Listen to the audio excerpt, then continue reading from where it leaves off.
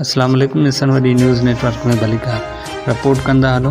Mission वडी 250 साल पुरानो शहर है जो 1947 का पोइ मिशन शहर उरूज ते हुयो। 1999 का पोइ हिन शहर जो ज़वाल जन शुरू थी वियो। 1999 में NCB बैंक के ख़त्म किया वियो। 2005 में वाटर सप्लाई स्कीम के ख़त्म किया वियो।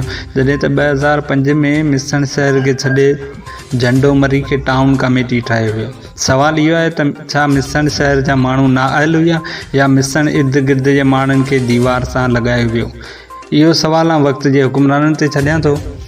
मिशन वडी टाउन कमेटी न हुअण सबबि मिशन वडी शहर में सफ़ाई जो वॾो फिक़दान आहे।